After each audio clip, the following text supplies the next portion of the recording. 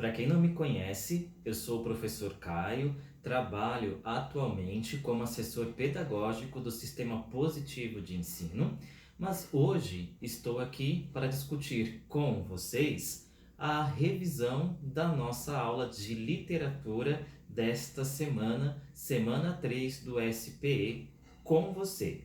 A nossa aula vai discutir no volume 9 o capítulo 2, as páginas 44 e 45, o modernismo português.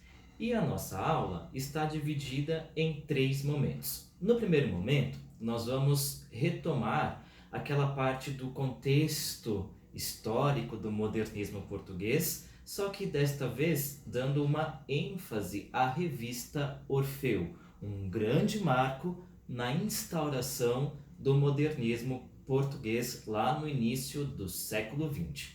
Na parte 2, nós vamos discutir Fernando Pessoa, trazendo mais alguns elementos que nos ajudam a compreender a poética deste tão grande autor.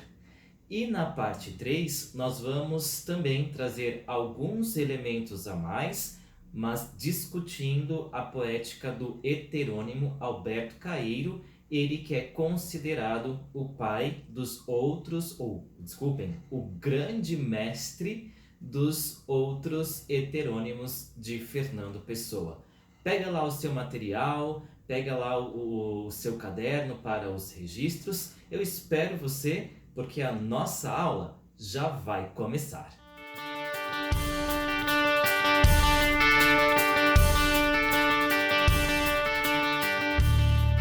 Turma, como havia comentado com vocês na introdução dessa nossa aula, vamos discutir o modernismo português, trazendo uma revisão para a semana 3, volume 5, capítulo 2, as páginas 44 e 45. Estamos aqui expandindo as discussões que se encontram no livro didático, beleza? Aqui, para a gente começar essa nossa discussão propriamente dita, vale a pena nós relembrarmos um aspecto sobre o qual nós discutimos na aula no começo da semana em relação ao modernismo português. Nós vimos naquela ocasião que o clima no início do século XX em Portugal, no que diz respeito à sua literatura, para além do que a gente via na história, né? Vocês se lembram um momento bastante conturbado. Nós vemos aqui na manifestação literária um acentuado saudosismo. E esse saudosismo ele vai ser contraposto quando em 1915, em março, dia 25 de março, como a gente pode acompanhar aqui na tela, um grupo de jovens resolve publicar essa revista, a revista Orfeu, uma revista que não teve uma tiragem, que não teve muitas edições. Ela foi publicada, né, em 2 edições, a número 1 e a número 2, e uma terceira publicação que não foi realizada. Ela chegou a ser editada, mas não chegou a ser publicada por falta de verba. O fato é que Orfeu ela é uma revista altamente emblemática, porque ela vai propor, como nós estamos vendo aqui na nossa tela, uma ruptura com aquilo que foi, propriamente dito, esse ambiente literário saudosista.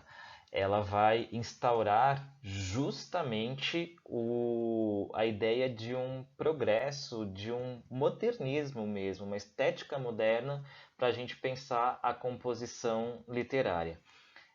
Falamos em 3 grandes nomes, Fernando Pessoa, o Mário de Sá Carneiro e o José de Almada Negreiros, os 3 bastante envolvidos na publicação, criação também dessa revista que viria a trazer Portugal para essa modernidade, para esse modernismo literário.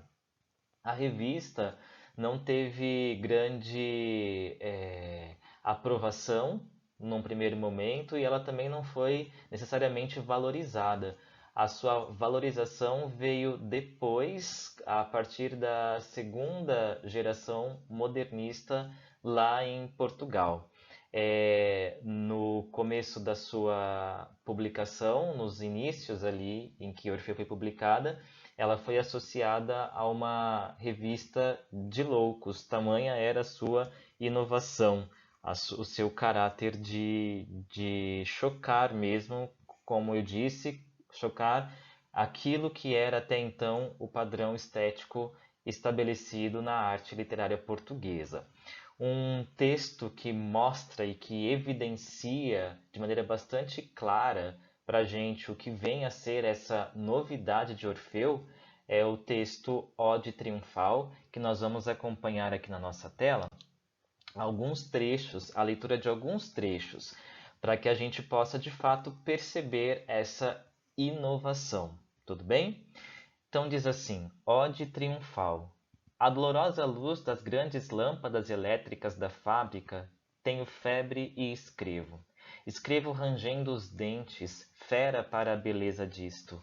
Para a beleza disto, totalmente desconhecida dos antigos. Ó rodas, ó engrenagens, rrr, eterno.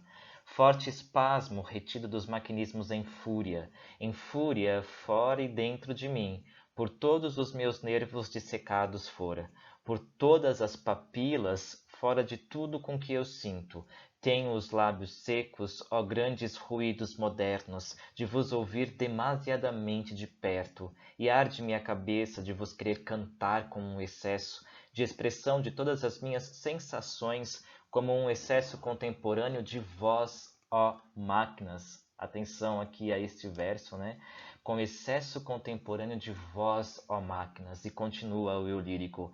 Ah, poder exprimir-me todo como um motor se exprime, ser completo como uma máquina, poder ir na vida triunfante como um automóvel último modelo, poder ao menos penetrar-me fisicamente de tudo isto, rasgar-me todo, abrir-me completamente, tornar-me passento a todos os perfumes de óleos e calores e carvões, desta flora estupenda, negra, artificial e insaciável. Aqui de novo, essa estrofe toda vem refletir essa exaltação à máquina que é uma influência da vanguarda europeia futurista. Veja, né? Poder exprimir-me todo como um motor se exprime. Poder ir na vida triunfante como um automóvel último modelo. Então, a insistência nessa figura da máquina, do motor, que vai trazer justamente essa ideia de modernidade. E aqui a gente vê no Eia, Eia, Eia, já são as estrofes finais desse texto do Álvaro de Campos, que é um dos heterônimos de Fernando Pessoa. E aqui eu vou chamar também a atenção para essa penúltima estrofe, digamos assim. Veja só: rupilá, rupilá, rupilá, ro, rupilá, ela errou, ros, a não ser eu toda a gente e toda a parte. Então, de novo, essa instauração de versos praticamente todos instaurados a partir de uma onomatopeia, e isso vai se distanciar muito da ideia de uma estética artística próxima a um romantismo burguês. Nós vemos o rompimento com essa ideia de uma possível idealização suprema e a instauração da velocidade, a instauração da valorização da máquina, porque a máquina ela vai dizer muito desse progresso.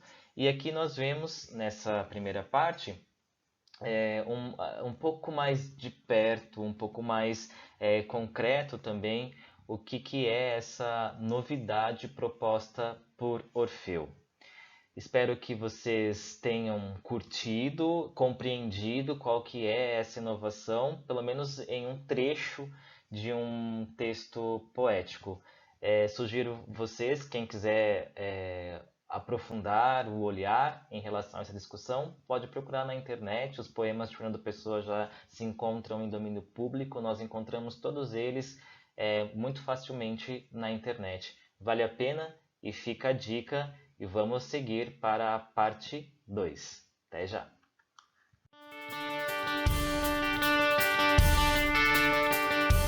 Segunda parte dessa nossa revisão, retomar alguns aspectos que nós vimos sobre a poética de Fernando Pessoa, ele mesmo, e trazer ainda outras nuances desse renomado autor e um poeta que se destaca em toda a questão literária da literatura portuguesa. Lembrando que estamos considerando Fernando Pessoa ele mesmo, uma vez que ele tem os seus heterônimos. Nessa segunda parte, estamos olhando, portanto, Fernando Pessoa ele mesmo. Na aula dessa semana, nós vimos que o Fernando Pessoa ele se destaca por algumas temáticas. Então, trouxe aqui aquilo que a gente havia discutido na aula. Então, os questionamentos relacionados ao eu, a perspectiva de uma temática que se voltava para uma identidade individual e a sinceridade do fingimento como condição da criação literária. Essa ideia de a gente conseguir criar algo referente à literatura à medida em que eu proponho esse fingimento, instauro esse fingimento. Eu lembro que comentei com vocês sobre o poema Autopsicografia. O poeta é um fingidor, finge tão completamente que chega a fingir que é dor, a dor que deveras sente, né? Então é essa ideia mesmo de a gente se colocar numa perspectiva outra, e essa perspectiva outra é que vai possibilitar o instante de criação poética. Mas nessa revisão, queria trazer para a gente aqui em cena outros aspectos referentes à poética de Fernando Pessoa, e o nosso objetivo não é que nós saiamos dessa aula como especialistas em Fernando Pessoa, não é essa a ideia. A ideia aqui é a gente trazer algumas outras perspectivas que ajudam a gente, diante deste autor, na nossa formação de leitor, entendermos a sua proposta, ficarmos um pouco mais à vontade diante da leitura dos seus textos e assim ampliar o nosso repertório. É esse o nosso objetivo, uma perspectiva de ampliação de repertório. Dentro dessa perspectiva, nós vamos dizer que o Fernando Pessoa, em seu fazer artístico, ele instaura a ideia do vago, ou o vago da sensação, como nós estamos observando aqui na nossa tela.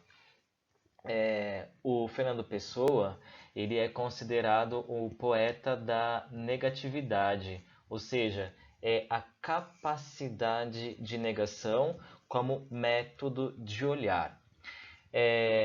Esse método de olhar ele é bastante complexo e, como eu falei, o objetivo da nossa aula, desse nosso comentário, não é nos aprofundarmos, né, nos tornarmos especialistas em Fernando Pessoa. Por isso, a gente não vai se ater, neste momento, em explicitar cada uma das categorias que se encontram presentes nessa maneira de olhar que se pauta na negatividade. Para a gente, vale aqui a ideia de que na poética de Fernando Pessoa, a ausência é a tônica.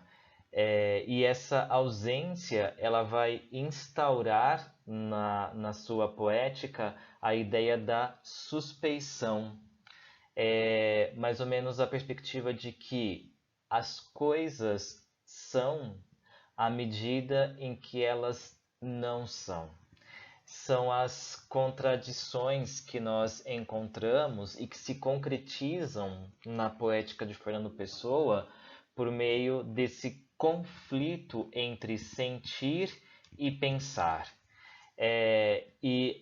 Essa ideia de sentir e pensar, de uma maneira bastante simplificada, mas só para a gente conseguir mais ou menos entender a perspectiva, ela se instaura na seguinte perspectiva: na esfera do sentir, nós encontramos o pensamento poético, esse pensamento que está voltado para a poesia, para as artes em geral, para a música, ou seja, um pensamento que não está necessariamente ancorado numa razão lógica.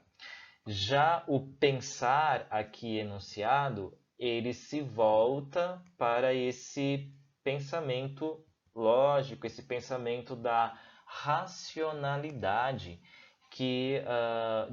de onde ou onde se assenta um pensamento científico, um pensamento mais cartesiano, que vai partir da observação empírica, vai levantar hipóteses, vai submeter essas hipóteses a um experimento e, sendo aferida a validade daquela hipótese, ela se torna uma teoria. É mais ou menos esse o resumo do método científico que vai dar respaldo ao pensamento filosófico, inclusive.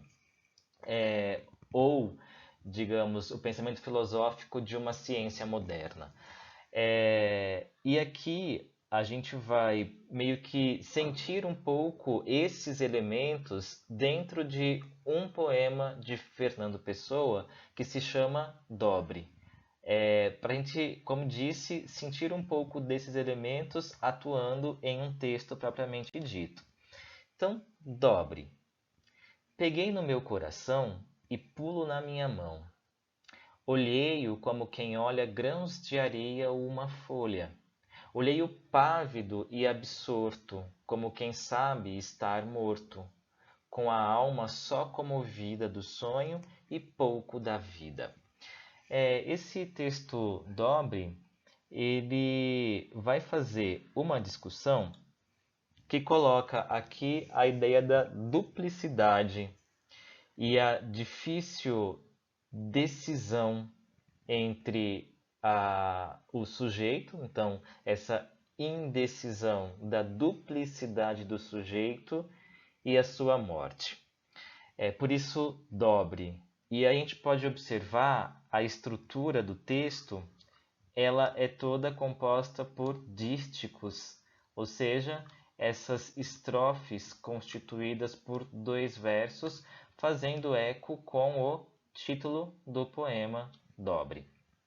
Então, a estrutura textual, ela recobre também o título do texto. E a gente vê na primeira estrofe: peguei no meu coração e pulo na mão. Uma tematização do próprio processo de escrita, que é justamente esse autossacrifício. No momento da escrita, esse eu lírico, esse poeta se volta para aquele que é o seu coração, as sensações que são apreendidas por esse coração. E ele vai dizer: olhei-o como quem olha grãos de areia ou uma folha. E aqui é bastante interessante digamos, dicotomia que é instaurada nessa segunda estrofe. Por quê? Se por um lado o coração é o centro vital das emoções e também o coração é o centro vital daquilo que é o nosso próprio corpo como existência, nós temos ao mesmo tempo a ideia de que esse centro vital ele é quase que um nada, ele é destinado a uma insignificância aqui no poema, quando o eu lírico coloca a ideia de que olhei o coração como grãos de areia ou uma folha, ou seja, como quase nada. E ele continua: olhei-o pávido e absorto, como quem sabe estar morto. E aqui, nessa terceira estrofe, nós temos o centro do poema, a parte talvez que concentra a maior importância. que vem a questão: como posso sentir se observo? Reparem nas palavras absorto e morto. Essas palavras que formam a rima nessa estrofe, elas mostram ao mesmo tempo uma concentração muito grande desse eu lírico ao observar esse coração pávido e absorto, e ao mesmo tempo em que ele observa, ele sabe estar morto, porque a observação daquele que está absorto é uma observação concentrada, pensada logicamente. E aqui para Fernando Pessoa nós temos justamente essa oposição. À medida em que eu observo, eu sinto, à medida que eu sinto e eu observo, e portanto a pergunta: como posso sentir se observo? E a resposta a essa pergunta é uma não resposta, inclusive, que é o que nós percebemos na última estrofe: com a alma só comovida do sonho e pouco de vida. Ou seja, o desdobramento desse sentir e observar, observar e sentir, que é paradoxal, só se resolve numa outra esfera, que é a esfera do sonho, que não é a esfera do aqui e agora. E aqui nós vemos, como havia dito, colocado em cena, essa que é a centralidade da discussão de Fernando Pessoa, o conflito entre o sentir e o pensar. Numa poesia filosófica, como nós podemos observar aqui em Dobre, mas ao mesmo tempo numa filosofia que se aproxima muito de um fio condutor que é criativo e imaginativo e que por isso mesmo acaba perdendo um rigor científico. É isso.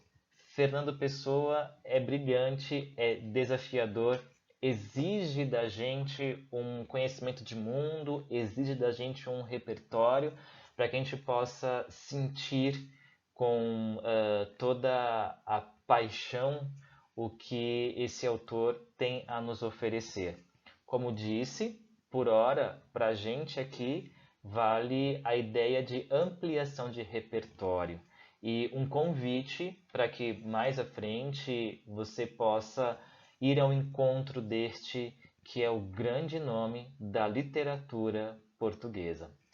Vamos para a parte 3. Espero você daqui a pouquinho. Até breve.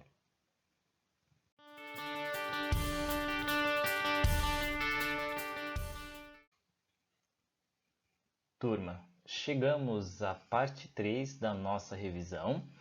E essa parte 3 ela é destinada à tematização de Alberto Caeiro, esse heterônimo de Fernando Pessoa, que é considerado o mestre de todos os outros heterônimos. Na aula passada, nós já havíamos discutido alguns elementos referentes a Alberto Caeiro. Para a gente lembrar aqui, vejam só, nós havíamos visto na aula da semana que o Alberto Caeiro ele vai se voltar para o uso de uma linguagem direta, ele não vai se prender à sofisticação no uso da linguagem, e a ideia para Alberto Caeiro é a de que as coisas são o que são. Nessa nossa revisão, a ideia agora é a gente aprofundar um pouco o que vem a ser essa perspectiva do as coisas são o que são. Mas vejam, mais uma vez vale a pena relembrar. O nosso objetivo aqui não é o de nós nos tornarmos especialistas na obra de Fernando Pessoa, em seus heterônimos e aqui mais particularmente especialistas em Alberto Caeiro. Nosso objetivo não é esse. O nosso objetivo é trazer uma ampliação de repertório, como já falei, e fico insistindo nessa aula, para que você não fique necessariamente preocupado ou preocupada em, querer fazer um aprofundamento que não é o objetivo nosso aqui agora. Nosso objetivo é ilustrar com algumas outras questões aquilo que é considerado, então, a estética dos heterônimos, aqui especificamente do Alberto Caeiro. Quando a gente diz que o Alberto Caeiro ele vai enxergar as coisas como as coisas são, isso coloca a gente num plano filosófico de discussão que vai se colocar como uma crítica ao pensamento da modernidade. O que eu quero dizer com isso? Aqui a gente vai precisar de recuperar um pouco dos nossos conhecimentos de filosofia. Lembram-se de que existiu um filósofo, Descartes, que vai instaurar as bases para o pensamento científico moderno. Lembram-se do cogito de Descartes? Eu penso, logo existo. E, portanto, toda essa ideia de uma construção filosófica que vai estar pautada na égide da razão como aquela que vai comandar todas as coisas. E, portanto, a ciência ela vai ser considerada esse discurso sobre a realidade. E nessa tentativa de dizer sobre a realidade, a ciência que vai estar pautada no pensamento cartesiano, ela vai buscar a verdade, e essa verdade é aquela a que a gente chega colocando todas as coisas em dúvida. Então, aquilo que eu chego a partir de ter colocado tudo em dúvida no pensamento cartesiano é a verdade, e eu consigo chegar a essa verdade a partir de um pensamento que é racional. Alberto Caeiro ele vai se colocar justamente contrário a essa perspectiva, e aqui vale a gente entender o ponto da sua crítica. Na concepção de Alberto Caeiro, esse pensamento que é científico, pautado num logos, numa razão racional, ele vai falsear as coisas. Por que, Caio, vai falsear as coisas? Porque esse método, ou enfim, esse pensamento, ele está calcado nos conceitos. Então, eu digo o que as coisas são, percebe? Para eu dizer o que as coisas são, eu instauro uma perspectiva, a perspectiva do sujeito. Por mais que a ciência busque uma neutralidade nesse momento em que ela instaura um discurso sobre a realidade, a ciência ou o pensamento lógico. Contudo, é sempre um dizer de alguém sobre alguma coisa. E é por isso que, para Alberto Caeiro, as coisas devem ser o que são, e não aquilo que eu digo o que elas são. A crítica estabelecida, portanto, pelo heterônimo de Fernando Pessoa é essa. À medida em que eu apreendo um objeto, ou melhor, à medida em que eu apreendo a realidade e torno-a um objeto, eu já perco essa que é a realidade em si, porque ao torná-la objeto, eu faço dessa realidade um discurso que é meu, que é próprio do sujeito. Por isso que Alberto Caeiro ele vai se voltar em sua poética na busca do sentido da verdade. Veja só, e essa busca do sentido da verdade, esse sentido da verdade não está pautado no pensamento moderno, lógico, conceitual, cartesiano. O sentido da verdade, dentro da perspectiva de Alberto Caeiro, vai estar no pensamento poético. Então, pensar poeticamente vai abrir a possibilidade de um diálogo com o real. Eu já comentei um pouco disso na primeira parte da nossa aula hoje, que é essa ideia de que o pensamento poético é aquele pensamento que vai permitir a criação do fazer artístico, da música enfim, todo aquele discurso que não é controlado por uma razão cartesiana, mas que ao mesmo tempo é legítimo para dizer sobre as coisas. Então estamos aqui nesse universo do pensamento poético, pensar poeticamente, abrir as portas para o diálogo com o real, recebendo aquilo que essa realidade me oferece, tão somente aquilo que a realidade me oferece. Textualmente, como é que isso vai se apresentar no poema? Eu trouxe aqui do O Guardador de Rebanhos, o poema 2, o meu olhar. E aqui a gente vai ter ilustrada toda todo esse conjunto de afirmações que fiz até agora. Vejam, diz assim o Alberto Caeiro: o meu olhar é nítido como um girassol. Tenho o costume de andar pelas estradas, olhando para a direita e para a esquerda e de vez em quando olhando para trás. E o que vejo a cada momento é aquilo que nunca antes eu tinha visto.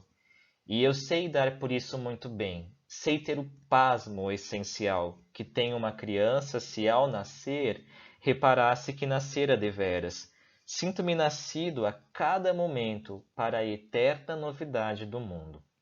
Creio no mundo como um mal me quer, porque eu vejo, mas não penso nele. Porque pensar é não compreender. O mundo não se fez para pensarmos nele. Pensar é estar doente dos olhos, mas para olharmos para ele e estarmos de acordo. Eu não tenho filosofia, tenho sentidos. Se falo na natureza, não é porque saiba o que ela é, mas porque a amo, e amo-a por isso. Porque quem ama nunca sabe o que ama, nem sabe por que ama, nem o que é amar.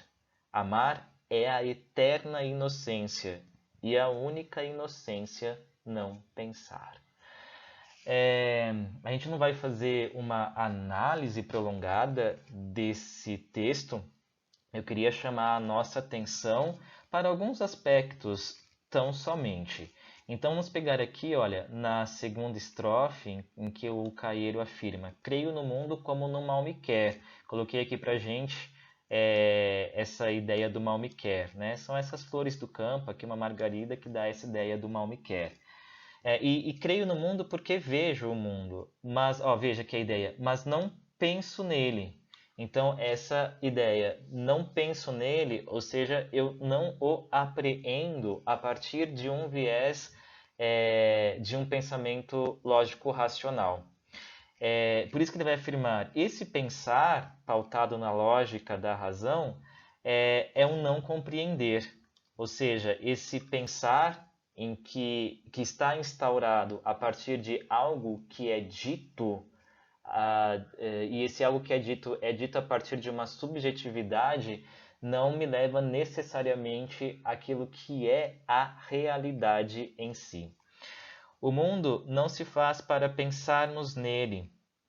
Pensar é estar doente dos olhos, mas para olharmos para ele e estarmos de acordo. Veja só, o mundo não se faz para pensarmos nele. Pensar é estar doente. De novo, por que essa ideia do pensar como doença? E daí a proposta que Caeiro nos traz da cura, né? A cura desse olhar que está adormecido ou que enxerga as coisas a partir dessa lógica, desse pensamento lógico, e não a partir do pensamento poético. E por isso, então, esse estar doente dos olhos. O mundo não se fez para pensarmos nele, para apreendermos o mundo por meio de uma razão lógica. O mundo foi feito para sentirmos esse mundo. Por isso que ele vai afirmar aqui, olha, eu não tenho filosofia, tenho sentidos. Ou seja, a filosofia, essa calcada de novo, né, numa razão lógica, conceitual, não é a filosofia que interessa aqui a Cairo. Cairo, ele vai se abrir justamente para esse real, aquilo que eu apreendo por meio dos meus sentidos, e porque apreendo por meio dos meus sentidos é tão somente aquilo que é. Por isso que aqui, olha, a ideia da natureza, essa essa imagem da natureza, ela se remete à origem das coisas. De novo, nos remetendo à ideia da filosofia, é a chamada physis. Então, é aquilo que origina, o germen original. Então, se falo na natureza, vejam, na natureza, e não se falo sobre a natureza ou da natureza. Ou seja, na perspectiva de Caeiro, esse sujeito, este indivíduo está todo imerso nessa physis, nessa natureza, nessa criação. E por isso ele não fala dela, mas ele fala nela, ele fala sentindo essa natureza.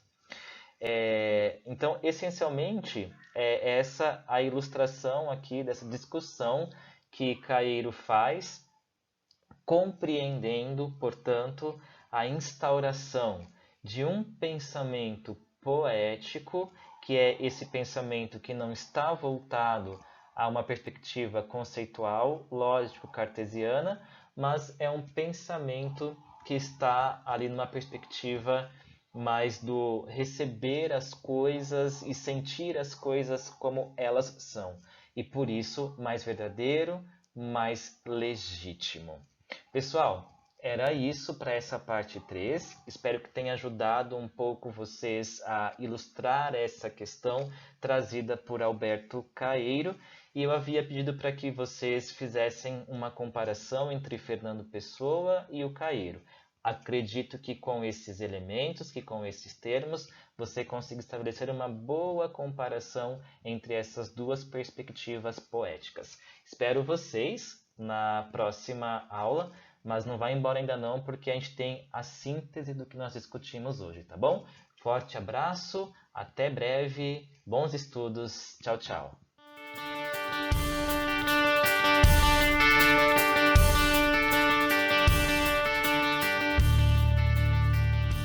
Sintetizando o que vimos nessa nossa revisão, nós podemos enfatizar a questão da revista Orfeu e sua publicação como um marco que vai promover uma ruptura com toda aquela ideia do saudosismo que estava instaurada na literatura portuguesa.